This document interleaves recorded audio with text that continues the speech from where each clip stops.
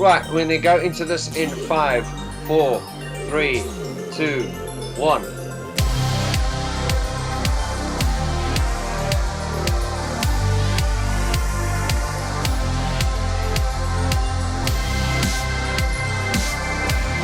Alex Fernandes, hello to you, my friend.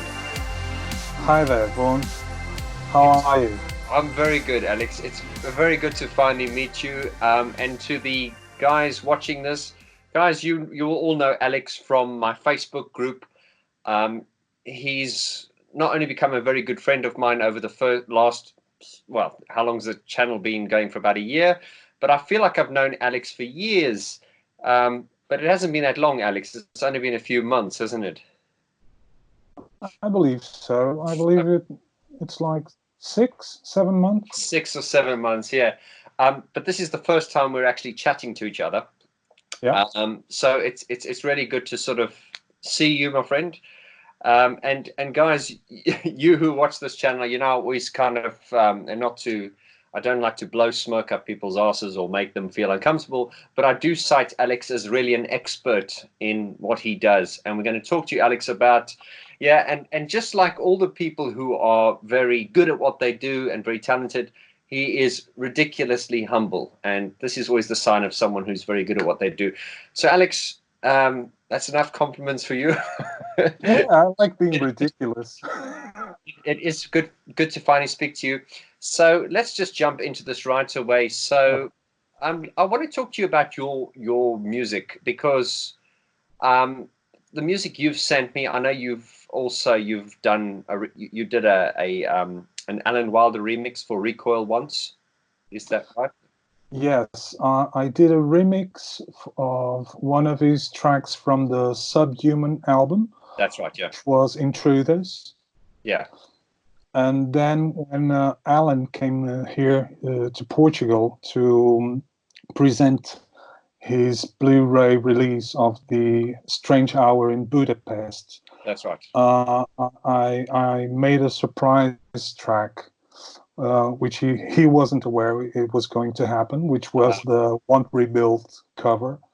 And it was done in a complete secret during a period of 1 month, where I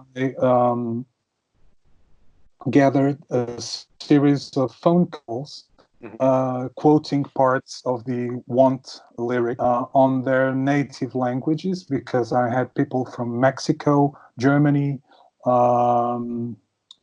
Russia, Vienna, and the idea was to arrange some sort of an answering machine, quoting all those parts, and then Rihanna Faye, which is also a friend from Alan from Texas, do the main vocal.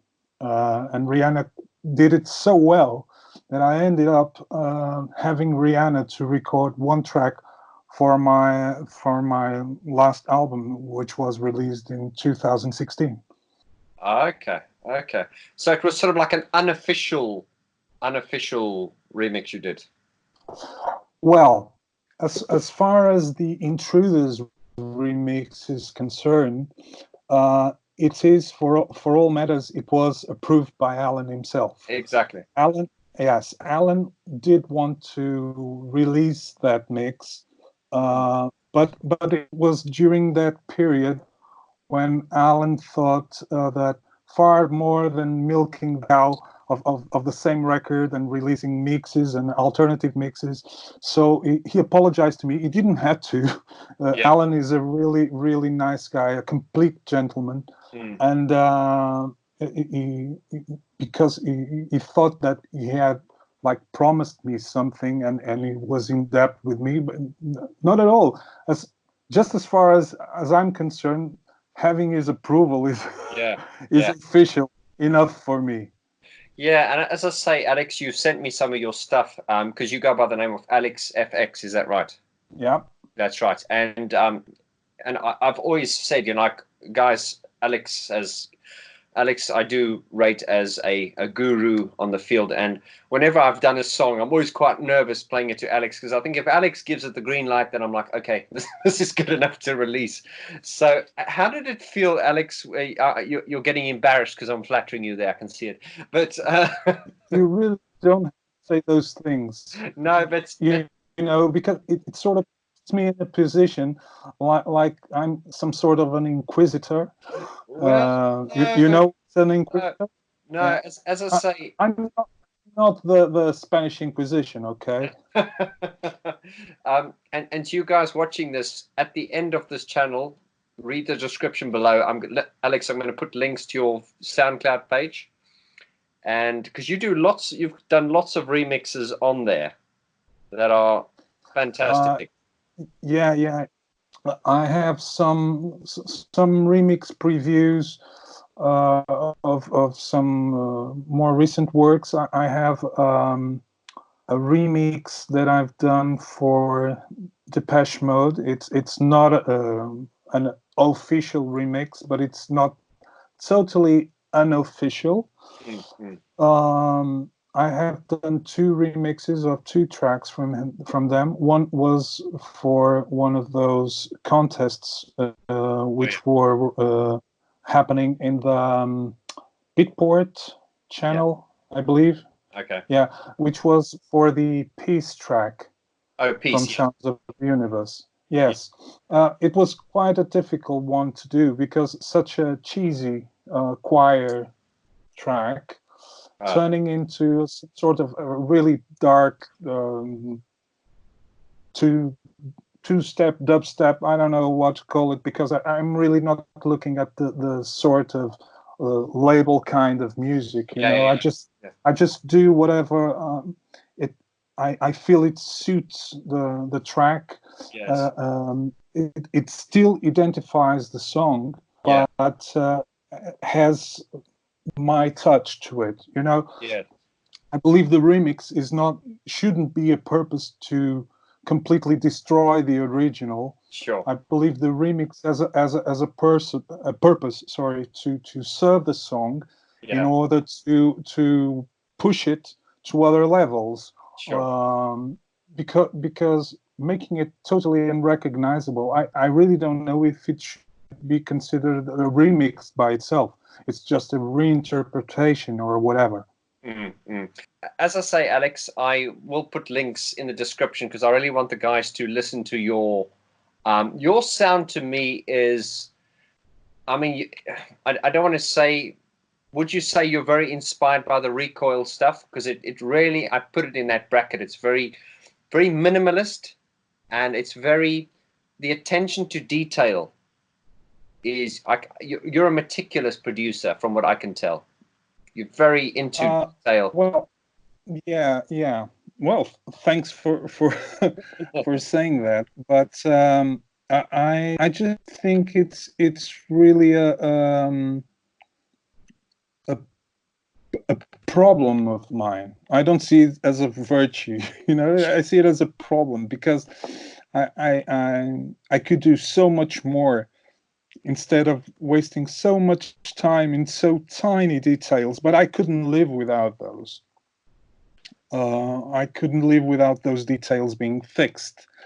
So so I believe it's really a problem of mine that I have to deal with it, and I really have no problems. I prefer to admit that I do lose too many time over too many issues, but what the hell? That's just the way I do things. As to what you're saying about being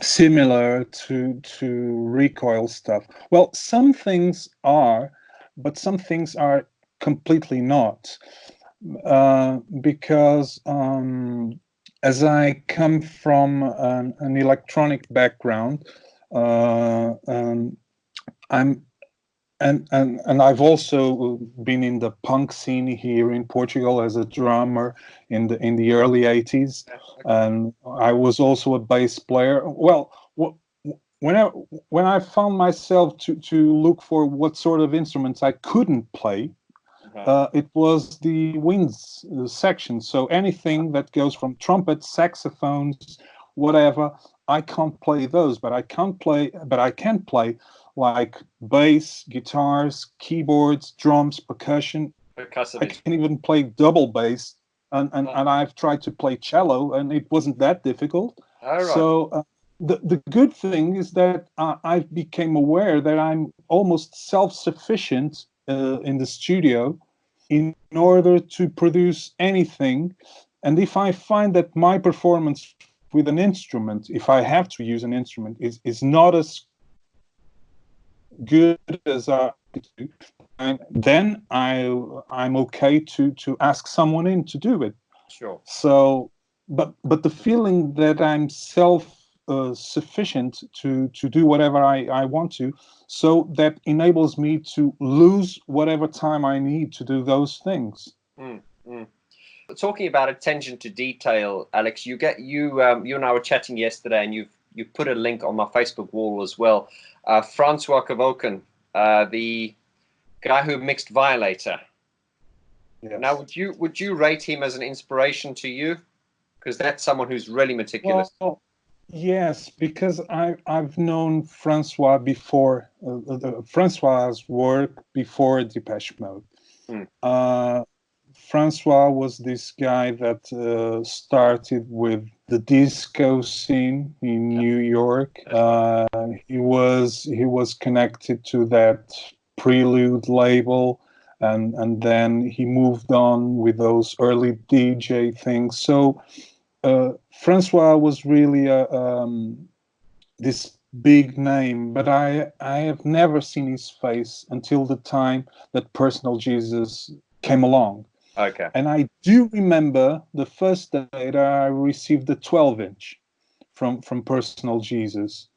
And the moment I put the needle in, on the vinyl, and I heard that thunderous drum programming, Yeah. I went, whoa. And I saw Francois's name on the back, and I said, what the hell, man? And that second part of the song, which is based on this pump mix, you know what I'm talking about? Yeah. That on the album. Yeah. You don't get that on the single version. You get that on the album and on the 12-inch mix. Okay. And that second part,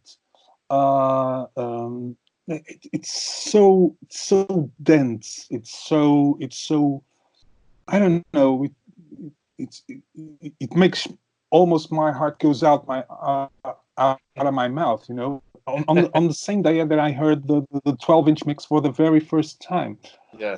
So Francois and when I heard those documentaries and Alan and Martin saying about his meticulous things and Daniel, I believe Daniel Miller says in the same documentary that's like 2 or 3 assistant engineers gave up completely from the mixing sessions because Francois pushed it to a level of time spending over one specific thing.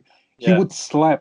He would sleep on the studio to get the work done, and there are very few people that are so committed to this sort of things in music. Sure. And that's why I told on the post that I believe there is somehow on the autistic spectrum, because I do recognize those spectrums. Yeah. One of my sons is an autistic kid, so I really know what those things are. Yeah. And I've talked that with Alan when Alan was here in Portugal, and he agreed with me. He said it's the only explanation, because this guy is so meticulous. You can't believe how meticulous. I said, well, I think I know the drill. Yeah. Okay. You said he's and I just want to clarify because the audio cut out a bit there, guys. Alex was saying that he believes Francois to be a little bit autistic, so he has autism. But autism, sometimes there's a lot of discussions on autism. It's seen as a disability. certainly the people I've known with autism, to me, it's a gift more than a disability. Completely. Yeah. But going on this point of the autism, I think I can quote an analogy to really explain the depth of autism. So you should consider autism like a library. Each case is a book. Yes. So you have big books, you have small books, you have the books that are in the entrance, which you can reach easily. You have books that may be the closet, in the attic, in the basement, which are the really deep and unreachable cases. Yeah. So one of the things, so there are very different cases of autism, of the autistic spectrum, and most of the things that are related to each one of them is that will to be fixed onto this specific thing. Sure. And not giving up until you have it done. Sure. And that is another reason, for instance, why the autism spectrum, it's bigger in males than females, because we men have this tendency to do really right one thing. Yes. And women are multitasked. Yes. You can't say that they will do all the things far better well than us. It's not about feminism. What I'm talking about is that they have the power to do multitask things and being really focused on several at a time. Yes. As we men cannot do that. So it's something that we have. We are more focused as to one point than to several at the same time. We like lose the grip, you know. Yes. Yes. So that's why when you see someone going further than we usually do, it has to be something associated to it. And if you look at the body language from Francois himself, if you look closely, it's in 2 hours of dialogue with a guy from Red Bull. He looks to him like 3 or 4 times. Oh yes, yes. He cannot really face the person he's talking to, and that's not to do with being shy, because he's not a shy guy. Mm-hmm. You can tell by the way he talk, you know. Mm-hmm. But you can see the body language there. So it's not really a disability. He just knows how to drive that will that he has to be so detailed, so precious about those things that he does so well. I think that's what really made the difference from the single, because he was only asked to do the single and 12-inch mix, and then if it did well, he went to the album. And we all know what happened from Personal Jesus up to the Violator thing. Yeah. Well, he did mix the entire album except for Enjoy the Silence, which I believe was mix. Because I think Daniel said it wasn't, well, he felt it wasn't right or something like that.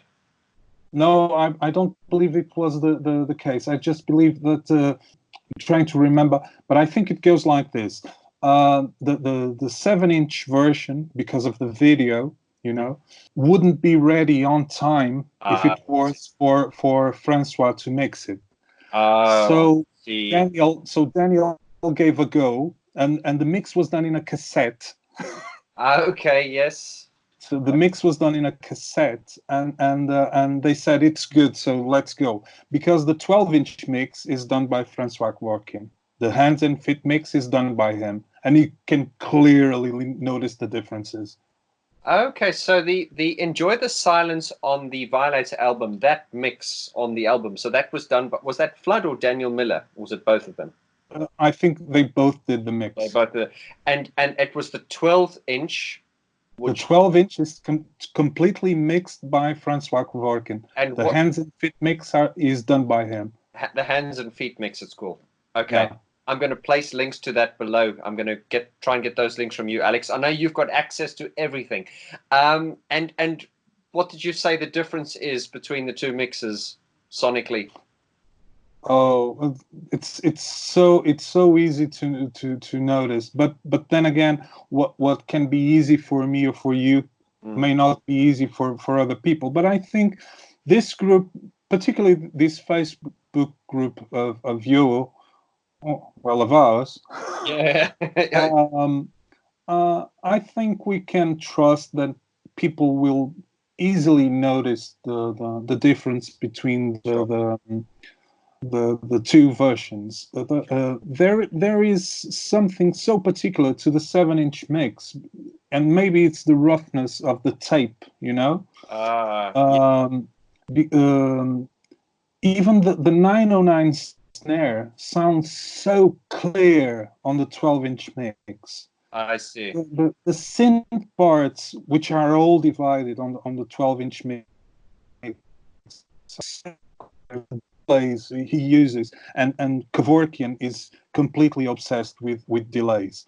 That's another thing I'm really similar to him. We mainly use two sorts of effects, which are the base to the dub kind of effects, which are reverbs and delays. I use all sorts of reverbs and delays. Those are my two favorite effects used. Reverbs and delays, yeah. Alex, as I say later on, because I've got my body of work coming out, and we do know that Alex Fernandes is going to be doing a remix of one of my tracks. Yep. You know, it's going to be, people are going to come back and go, "Oh, Vaughn, it sounds better than your version."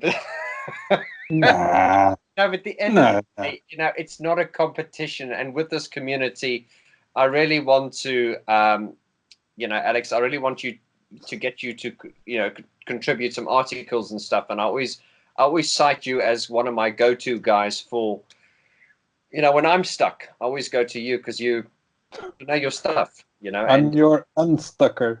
Yeah, you're my unstucker. And you know a lot of people as well. So I know that the community are not going to let me off the hook here, so I'm just going to ask you a few more questions. You know, we have the Saint Wilder on, as some people have said, he's the patron saint of our group. It's the Alan Wilder fanboy alert. So tell us the story when you met Alan when he came to Portugal. Well, as a matter of fact, I met Alan way before coming to Portugal. When I in 2012, I met Alan at the Devotional Tour, because I've worked on the Devotional Tour. Oh, you did? Yeah. What did you do? I was an assistant to Andy Franks. Okay. The man from Start the Tape. Oh yeah, start the tape. Yeah. You're yeah. an assistant. Yes. So did you start the tape? Were you pressing play on the tape? No, because the tape was on front of the house. Gotcha. On the mix. No, when Depeche came to Portugal in July 1993, the guys that promoted the concert, so the guys that actually booked Depeche Mode to play 2 shows in Portugal, one of them was a friend of mine. Okay. He's actually now the son-in-law of one of our past prime ministers. Okay. So you're saying that I'm always rubbing shoulders with someone famous? With the big names, yeah, you're the go-to guy, yeah. Trust me, this prime minister is not worth talking about. Okay. So, but then he's called Luis, and Luis was a friend of mine. And Luis told me, so we're bringing Depeche Mode for a couple of concerts in Portugal. Yeah. I said, whoa, terrific. I said, I really need one big favor from you. I need you to help me, because they're asking for someone who can work with their production manager, which can translate things for them and can help them around here with the band and everything. And I think you are the perfect guy for that. I said, well, no problem. I'll do that for free. No, completely. And so I was 23 at the time, 1993. I was 23 years old. So I helped the concert to happen. And then after the concert, um, uh, I was at backstage. I already written this story in a post, and this particular story and the post itself was what brought me and Alan closer years after what happened. So what I'm telling now was what happened in July '93. So after show, Martin Fletch came down to the common area of the backstage where some fans were allowed to be from like contests, you know. Sure. There wasn't the meet and greet pre-show. It was an after show on those days. And so there was this I don't know what you call that, those table football, you know what's the bar table football that they table football. Okay, they have a bar table football, and they have like the first models of the PlayStation, you know, that gray one, with a big TV screen. And so there was this common area with some chairs and some sofas where fans were supposed to meet them and talk to them for a bit. So we were there, and Martin and Fletch arrived, and they were really, really fun and talked to everyone. Dave wasn't around. Dave was somewhere else. Yeah. And then Alan came. Okay. And Alan was the only member of the band which was like to a corner, you know, like that leave me alone type. Yeah. You know, and I went near him, and I because I really wanted to talk to him. Alan was always from the mid '80s to that time. I knew he was the mastermind behind all those things. Martin, of course, wrote the things beautifully, but he was like the maestro, as you call it. Oh yeah. And so I went as soon as possible to him, and I said, Alan, congratulations. And he turned to me and he said, like, congratulations for what? I said, for the concert. You know, yeah. And then he went, oh, okay. Because I was wearing those AAA passes, you know. Oh yeah. And so he looked at me, and he saw you're a guy from the staff. Yeah. Like I was supposed to know something, which I did, because I've seen the concert from the main mixing desk. Yeah. I went to the tower where was the front of house mixer, so I watched the show from there, which is the best place possible. Of course. So what I ended, so that was like an ice bucket challenge before its time for me, because it was like, you know that phrase, never meet your idols. Yes. Yes. I felt like that, but then I said, well, he's just having a bad time, something like that. Yes. So I shouldn't mind this. I went on to do some other shows with them. I did Lisbon after that. He was nicer then, but you could witness there was some tension. Yes. It was July. Okay, it was way before the exotic tour where things were really heavy. I wasn't at the exotic tour, of course, but I've managed to do some shows in Europe.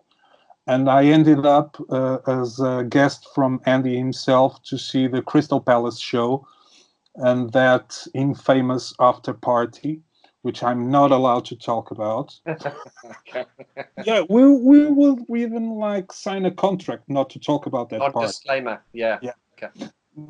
So just you have an idea how crazy it was. Sure. But then again, years on, I wrote this text on a Facebook group, which Alan was there. So this was around 2010, something like that, 2009, 2010, early days of the Facebook. Yeah. And my first, this seems like I'm making a detour, but I'll make this big turn, but it'll come to the point where I'm stopping now. So I recorded my first album in 1997. Okay. And then I was preparing this new album for 1999, which is going to be called Recoil. The first album is called Underdub. The second album was to be called Recoil. Okay. And I was preparing so much tracks, completely different from the previous album, and those tracks were really were really close to the Recoil thing. Okay.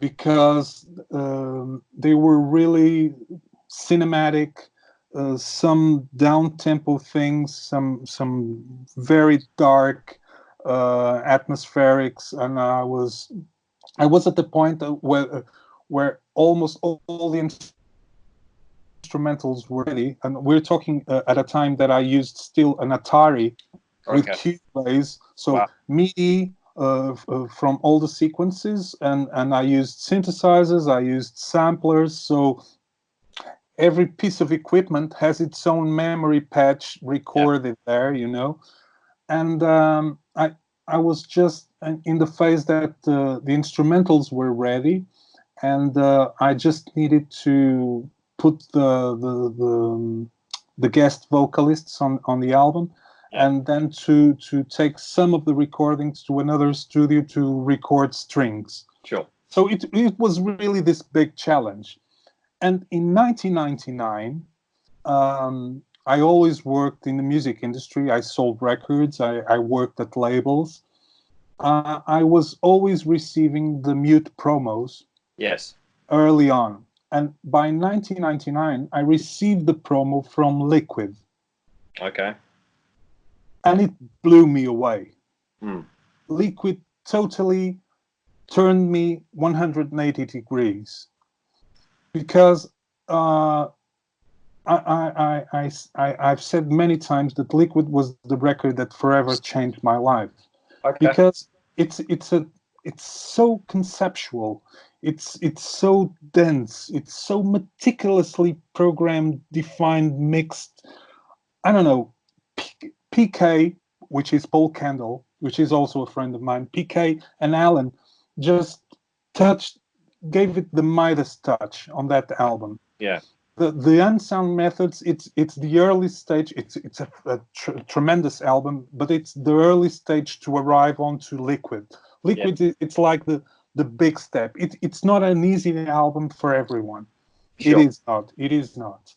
But as soon as I heard that album, I went breathless, you know. And the first thing I did as soon as I got home, I looked at all the pieces in the studio and I went like, no, this record can't get out.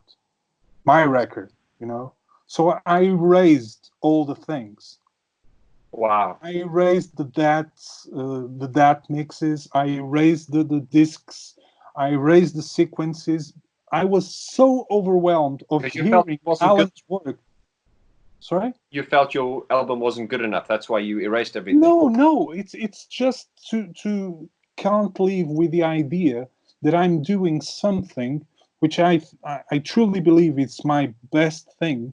And then I hear Liquid and I'm like, oh, forget. I have to live this album. It's not producing something that it's inferior. It's not that. Sure. It's just feeling that I'm powerless after hearing this. I'm powerless. I see. I wrote that. And I got a message from Alan. Oh, wow. And so we start to talk about it, and we start messaging each other until in 2012 there was this possibility, me and a couple of friends of mine, to bring Alan to Portugal, and for this exhibition of this screening event of his Blu-ray release, because he wasn't doing more the Recoil live PA thing he was doing with PK. And I can not forget the two things that happened the day he arrived. One of the first was those friends of mine went to pick him up at the airport because I was working, and on their way to the hotel, I left the office, and I was going to the hotel, and then my phone rang, and it was the name of my friend, which is going to pick him. So I pick up the phone in Portuguese, and I went like, "So, what's up?" And I heard from the other side, "Alex?" And I said, "Yes, yeah, it's Alan." So, and I said, "Oh, quit playing with me, Tony," which was the name of my friend. Quit playing with me. Are you coming to the hotel? Is everything okay? No, it's really Alan. I went like, I stopped at the street looking at the phone, and I said, "Holy hell!" And then no, but the best part is yet to come. Yeah. I was at the entrance of the hotel, and then they arrived with a van. Yeah. And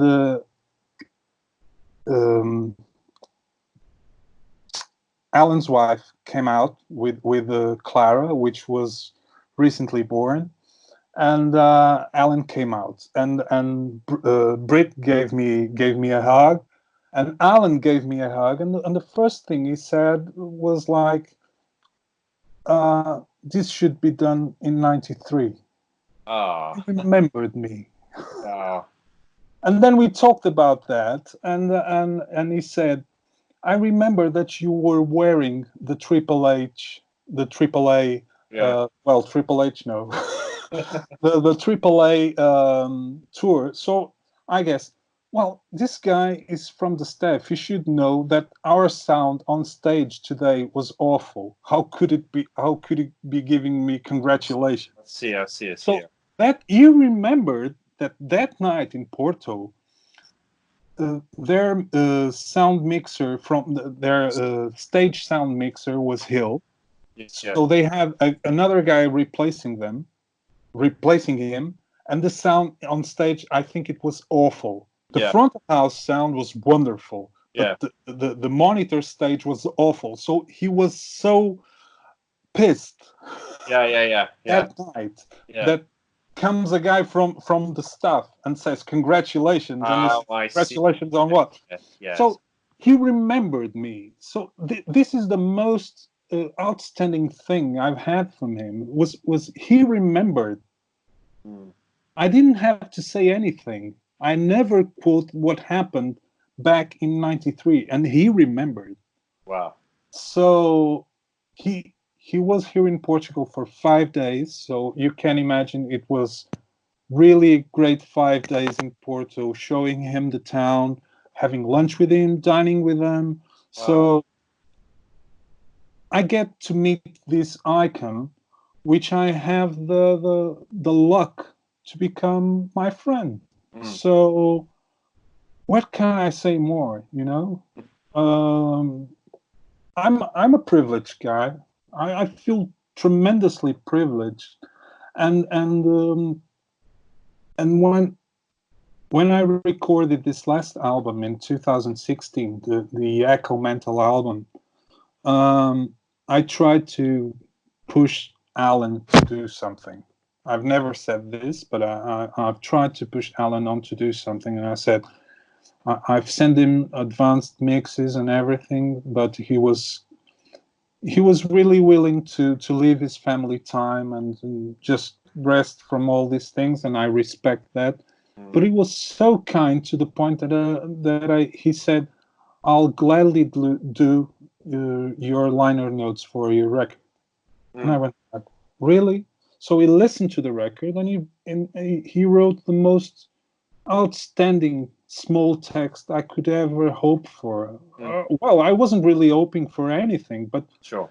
when I read those lines, it's like I think, well, maybe those finer detail things and having 3 days to mix a hi-hat Yeah. are worthy of, Yes. of something. So I'm not here for the money. Mm. Well, we all are in some way. Survival. We have bills to pay, right? Yeah. Yeah. And exposition and fame don't bring you No. anything. So it's a fair trade of things. But that sort of compliment just sort of leaves you Speechless. with no words, and you say that, well, goddamn, it's so good. I mean, you have your idol looking at what you are doing. How can you expect anything else above it? It just went over it. So I'm over the top with that, and I don't know.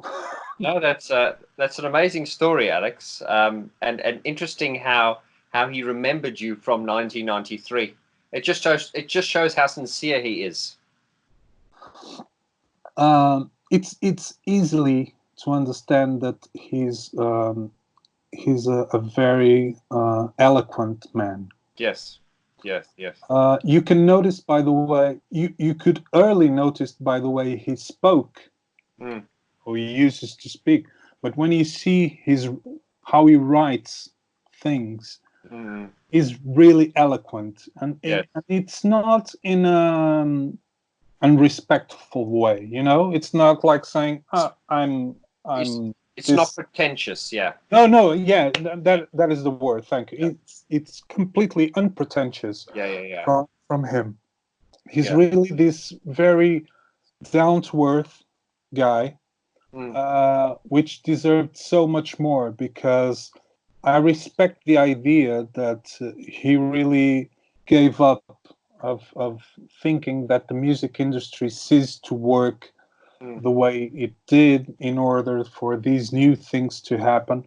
It's a really big discussion, this sort of Spotify and it's awful that happen here, but it's really a bigger story that needs big talks about these things, because it's not an easy process for someone who built his life from a very, very famous group, and from touring with them, and from copyrights, and from from those sorts of business. Stepping away from it's when you look at it and you think that it really takes a lot of courage to do that. Absolutely. It would be easy to, oh, what the hell, but as soon as someone has the opportunity to really meet him, and I understand this is not really possible for any of us to hang around with such a legend, but I think I can honestly say that I really understand his motives. I respect him a lot for what he did. It takes goddamn courage to take the risk that he did. Because he knew what would be the consequences, and he still took it. But he's really like, now I think he just really wants to be a family man. I don't know what the future holds for us, because right now we have this rock and roll Hall of Fame. That's right, going on, and everyone is expecting something like happened in the Royal Albert Hall Sure. I don't know. I think people should expect things like I do for all the things I do in my life. I always put the bar really low Hmm. in order to not be what's the word? So not to be surprised in a lower sense of the words. Oh, I see. So you mean you're saying not expect too much, or Yes. So yeah, I put the expectations really low. yeah. So I want You won't be anything that disappointed. goes above that will be good. You I know. see. So if you put the expectations really low, if something doesn't happen, you're not surprised and you Yeah, don't get sad about it. exactly. So don't put your expectations that high, Mm. because if and capital IF, if that happens, Yeah. well, there'll be no coronavirus news for anyone. Yeah, yeah. You know, Alex, that is such a great story, and I know my I say our group because you're part of the group are going to really enjoy this, and I know that Alan is I think in your words, he's he's the all-seeing eyes. He sees everything. So I'm aware of the fact that he's probably seen some of my videos, and he probably thinks, oh, it's that crazy guy again. And there is one, and I did on one of my videos say this, and I said, Alan, I want to give you some advice, and then I shot myself down saying, I know that sounds like a joke, but I know that Alan got out of the industry because of, you know, I think it was that realization of I'm going to go spend a year in the studio and I'm not going to be able to sell this. But some of the advice I gave to Alan there was, Alan, if you ever decide to get into this again, um, if he just did what people like Gary Newman and other artists are doing, they crowdfunded a subscription service. I can promise you 95% of my channel, which is a small channel, and probably 80% of Depeche Mode fans would jump onto it. Now, I know he doesn't do it for money, but all I'm trying to say is if he were to start something like that, he'd get a lot of support. I'm sure he knows about that. I just think one of the costs of being a public figure Mm. is that anyone can jump to a conclusion, you know? Mm. And we can't really think for him. I don't know what's going on in his head. I know he's happy. Yes. I know he's not thinking about any musical aspects Sure. in the short time. Sure. But I just think this is a bit awkward for me to say. You can understand why, because And I I'm absolutely. not. Well, I want to make sure just one thing. Mm. When I say Alan is a friend of mine, Mm. Alan is not a close friend of mine. Gotcha. Okay. Yeah. Okay. I I talk with him with several times. It's not on a daily basis. It's not on a monthly basis. Mm. But I spoke to him like 3 weeks ago or something like that. Sure. He was okay. He was happy. Mm. Everything was okay. But I haven't touched some subjects Of course. Absolutely. I understand because that. I think that those are really sensitive points, Absolutely. and I'm on that part of the story Yes. where I feel I shouldn't be that intrusive. Absolutely. I get you. Uh, so in order to maintain whatever I was able to achieve with such an incredible talented guy, Sure. and I'm not talking any of this out of any sort of interest, Mm. because I got the possibility to meet the man and not the star, you know, I got you. Yes. and therefore I think I understand his reasons. Sure. Of course, there could be another way to look at the situation Yeah. in the terms of how you work in the industry nowadays. Yeah. she's accepting some things and understanding that some aren't as it used to be. Yeah. Then again, it's a decision that only is up to him to make. Yeah. As far as I'm concerned, whatever he needs from me, he can count on me, of course. Sure. But I'm no one to have him making a decision based upon what I tell him. Absolutely. So I really think this is something we should stop talking or Yeah. talking on the forums. He should do this. He should do that. If he came back, how would he play the songs? Don't think like that, because we're just making wishful thinking. Absolutely. So I'm sorry if I'm being too philosophical here. No. But and I'm sorry, you guys at the group, if I talk too much. No. I really hope this talk would be much more funnier. No, this is just the first talk, Alex. We're going to get you on, but what I'm trying to say is, I did not want to speak exclusively about Alan, but I just think the group would obviously want to hear from you, and because people on the group know you so well, I would like to get you on as a regular guest. You know, every now and then, because we've got a lot to talk about. We could pick a subject. Alex, you know, on the channel we talk a lot about Alan Wilder leaving, and it's a fascinating subject to talk about. Is Alan Wilder coming back?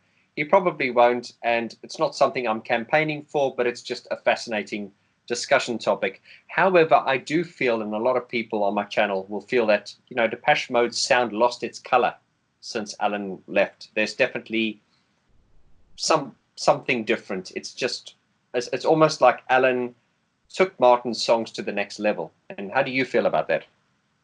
Well, it's a really easy subject to get into. Yeah. I understand people that have listened to the post-Wilder albums and which connect to them. For instance, I can relate to Ultra and Exciter, and I've talked about Exciter in the early days of your group. Mm-hmm.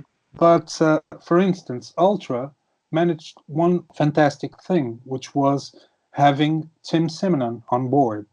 Yeah. Because Simonon, besides being a huge Depeche Mode fan, had that nerve, you know, of not being really technical, but being the right producer and having the right team working with him as to accomplish what Ultra became. Yeah. For instance, I'm not really a big fan of the first single. I think probably because of the video. Barrel of a Gun. Yeah. Oh, really?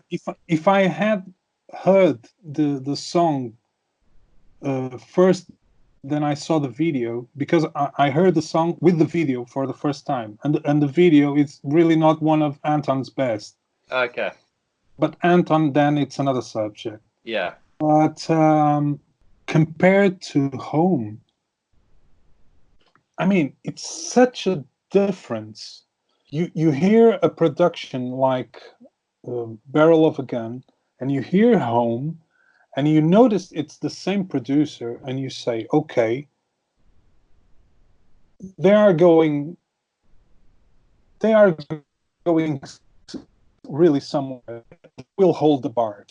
Yeah. Because a song like Home seems like it could be done. I've always looked at Home like the sort of track that Alan could have done it with Massive Attack.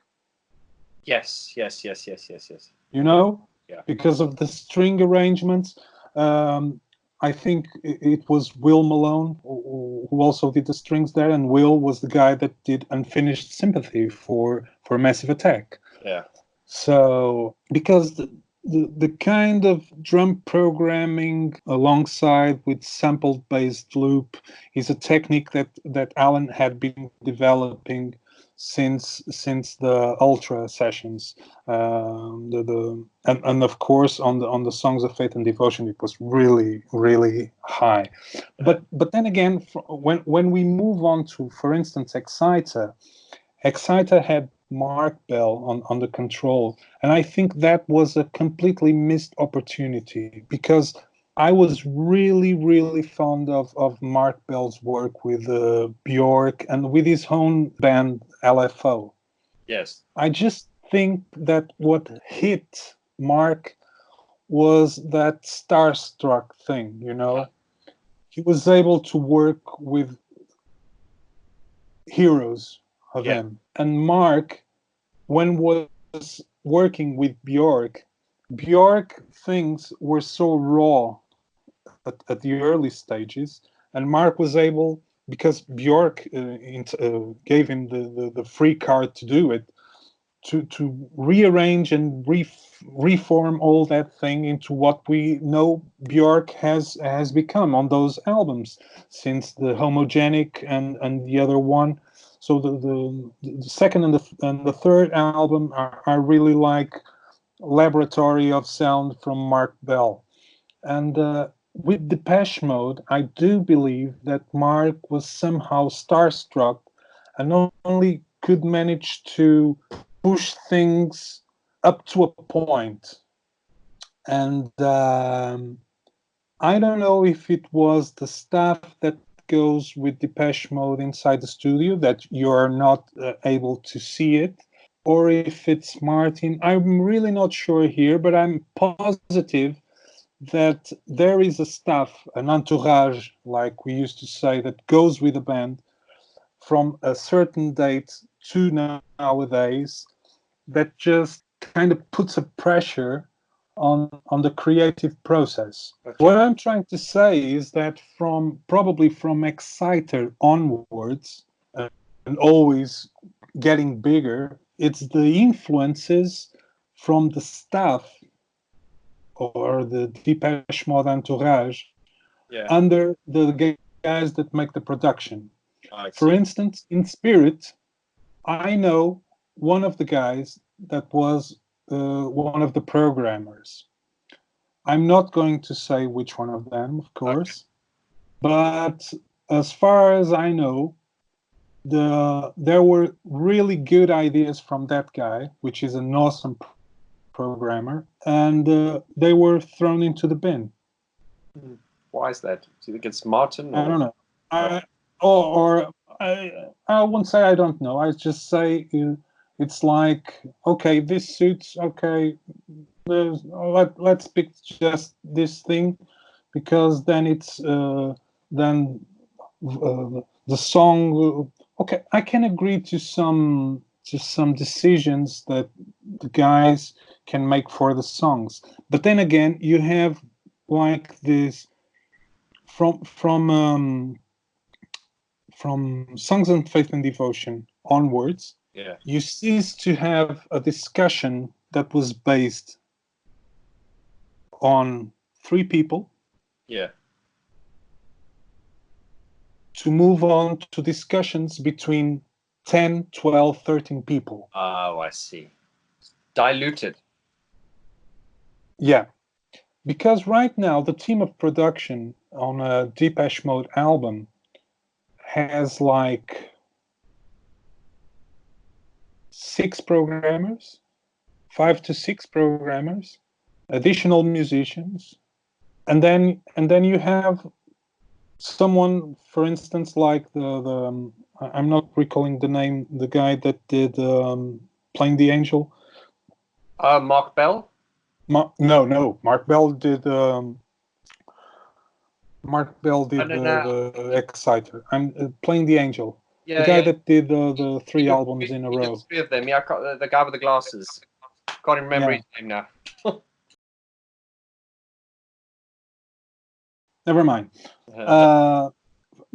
For instance, Playing the Angel was almost a breath of fresh air in terms, because you really had an impact with what was coming out of it. But then again, it sort of became like a formula, you know. What I think is that those new Depeche Mode, as soon as the band evolved onto a big rock act, because of the drums and because of Martin stepping forward on stage with the guitar and everything. So the sort of band that it's what I'm trying to say. It's there. There are a lot of factors that summed up in terms of the albums led to other decisions. Yeah. Okay, so the fact that the band is really more outspoken in terms of stage performance, whether it be by an eclectic octopus or a fat keyboard player, no problem. But their impact as a band makes them think that in studio they can have another attitude. Well, it's a valid statement, but then in terms of creativity, we can ask ourselves, well, if they've put the bar like this, where are they going that way? Yes. Well, and they can answer us back like, we've never done an album similar, and they're right. Yeah. Okay, so we're standing in a paradox. Yeah. Where we think the goal is this and they're doing this, and we think it's not right. Okay, we can think we have the right to think like that, and we think we are entitled to think like that, but then again, it's their decisions. Exactly. Nevertheless, it's far to say from our side that those decisions somehow detoured from what we expected to happen after Songs and Faith and Devotion. Well said, well said, well said, well said. And I think also you talked about there being like a team of 6 programmers now. If we look back at the golden time, you would have the band programming with just one producer, be it Flood or Gareth Jones. So the problem we've got these days is, Alex, there's a saying in English, too many cooks spoil the broth. Like if you've got one chef in the kitchen, but then you've got 6, and one goes, oh, it needs more salt, needs more sugar. And I think that might, exactly like that might be the case. What I just really felt with Spirit, it was so much emphasis put on, hi, we're Depeche Mode, and this is a stadium act. You know, there was so much emphasis put on this is going to be a stadium tour that I think it was almost like they lost sight of, this needs to be a great album. There was too much emphasis on, this is going to be an album about the state of the world and, you know, rebelling against, you know, fascism and all that kind of. So it just seemed to, it just, to me, it's my least favorite album of the whole catalog, and it's sad because I really want to like them. I do like people that want to fight rebellion inside a mansion in Santa Barbara. Well, this is true, Alex. Someone once what I'm trying to say is, well, they're entitled to think anything. Going political is a bit risky, you know, because you have things which are called ideals. Depeche Mode have their money from outselling tours. Yeah. Okay. They do great tours. Yes, they do great tours. They have a fantastic frontman. Yes, they do have. It's really difficult to find someone as Dave to be a frontman as he is. Is he the frontman we were expecting him to be? That's another sort of discussion. But then they make their money from outselling tours and from selling VIP tickets to specific parts of. So they've entered the game in a way that they are an enterprise. You know, they are a company. Yeah.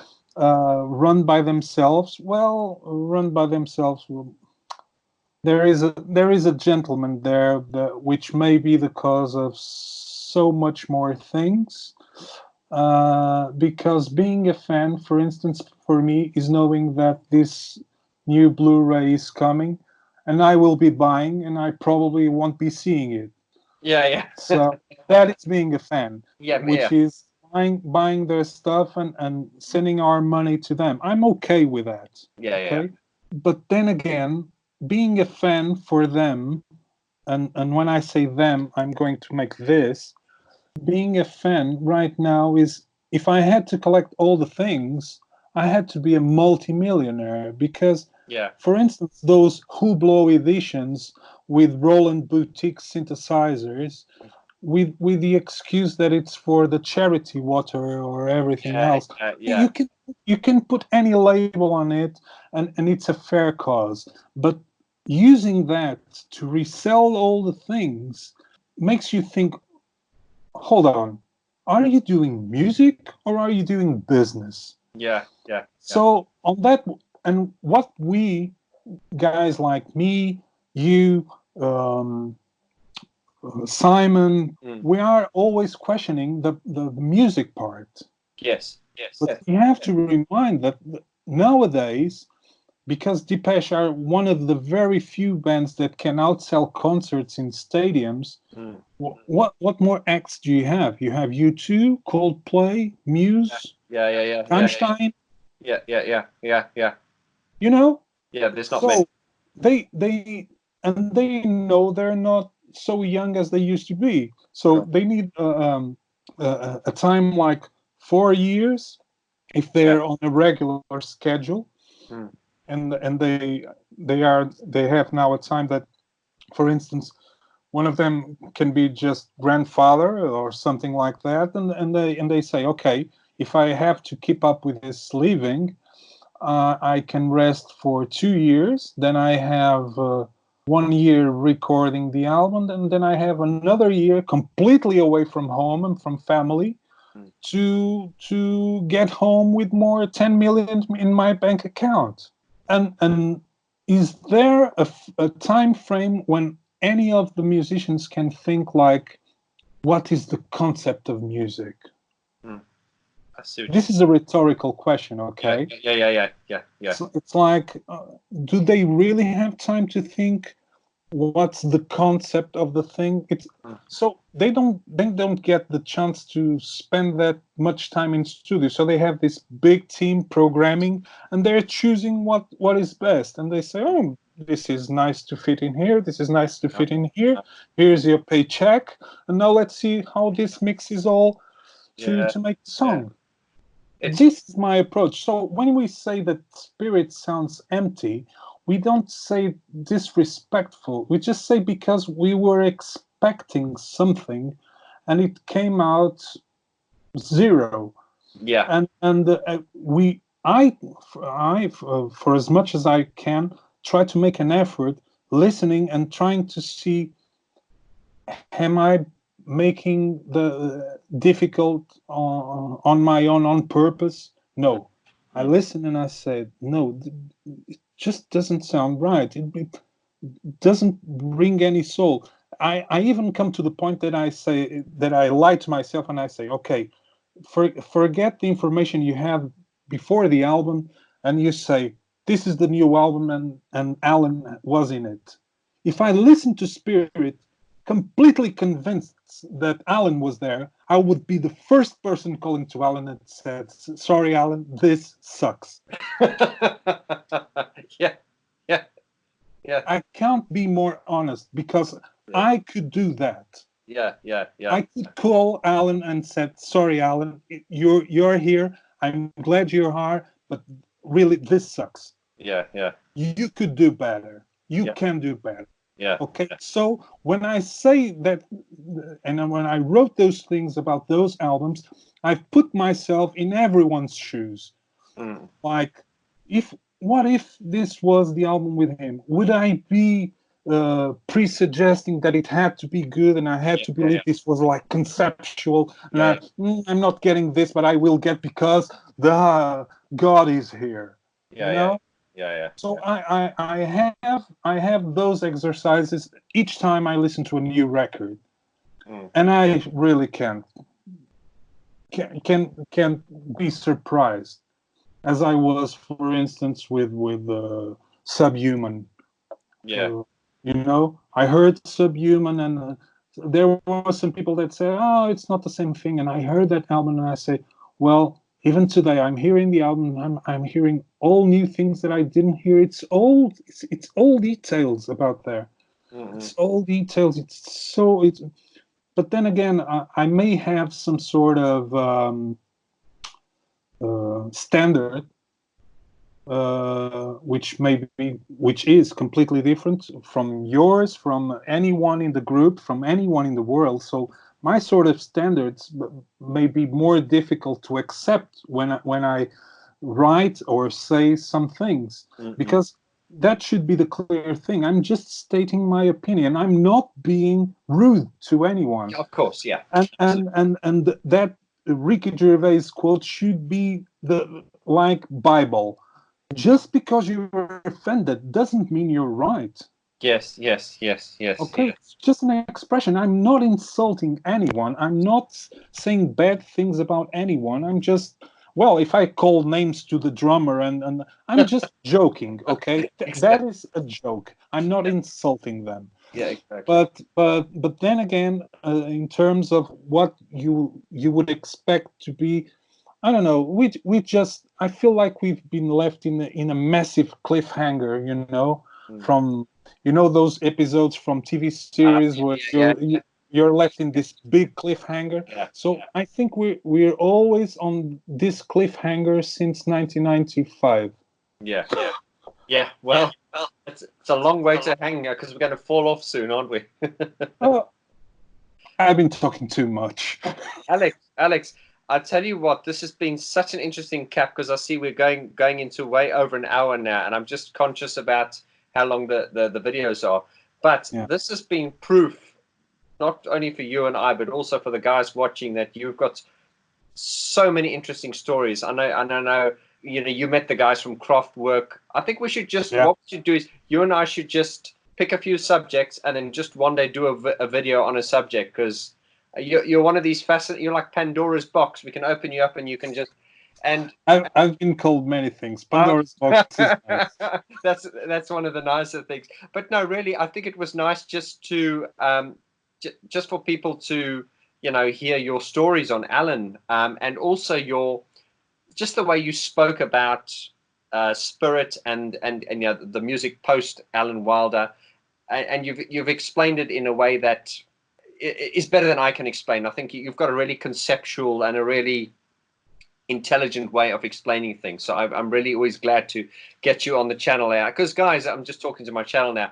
Alex is my kind of go-to guy when I get stuck, and I say in the beginning days of the channel, I was like, how am I doing? And he'd be like, he'd give me some great advice. So I do respect you, Alex, for everything you've done. In other words, I'm your tow truck. Yeah? Absolute tow truck, yes. Tow truck or panel beater, yes. So what I just want to say is we're going to put links at the bottom to Alex's stuff, but I'm going to put your Bandcamp links because I'm a very big advocate of Bandcamp these days, and I don't want to start any blasphemous rumors, but Spotify have not done anyone any favors, and although my music is on Spotify as well, and so is yours, it's more of a way to market yourself. But guys, I'm going to put Alex's Bandcamp link at the bottom. Check out his Echo Mental stuff. Groundbreaking, fantastic stuff. And your remixes are better than the official Depeche Mode remixes. Can I just say that? Thank you. I particularly like the In Chains mix. The In Chains mix. What, the one Alan did or the one you did? Well, Alan just showed us how the song should be made. It's funny that that's probably why in a laptop with headphones in the south of France. So imagine him with a MacBook Pro, a set of headphones. He did that.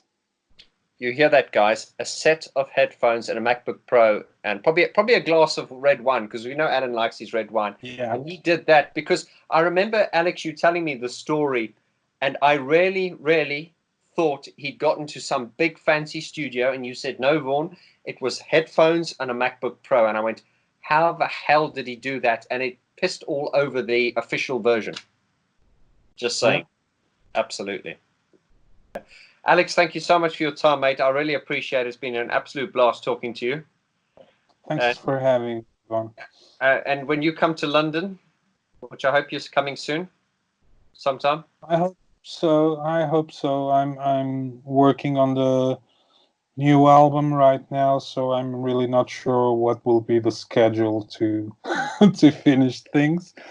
But I was looking forward if there was any chance to present the multimedia version of the album live, because it's one of the things I've been doing in the past 2 years, which was presenting the Echo Mental album live with film projections. I'll try to put some links to one or two videos that were recorded at one of the biggest festivals here in Portugal, which is called the Neopop Festival. You should check out, because I think it's a really interesting show. It's like a techno show, but guys like John Hopkins and Max Cooper. Yeah, it's that sort of show, with visuals and technology.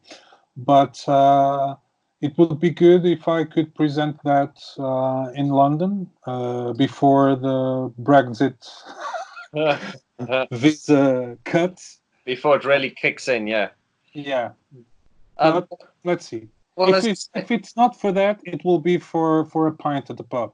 For a pint at the pub, yeah. As I say, just keep me updated with that, and I'd like to I'd like to drop a few of your songs on the channel every now and then, because I think you're well worth supporting, and I do look up to you as a inspiration, because I think your sound is really, really good, and it's been an absolute pleasure, Alex. Thank you. We're gonna hang up. Adios, and I'll see you soon. Adios, buddy. Peace out, buddy. Cheers, bye. Bye.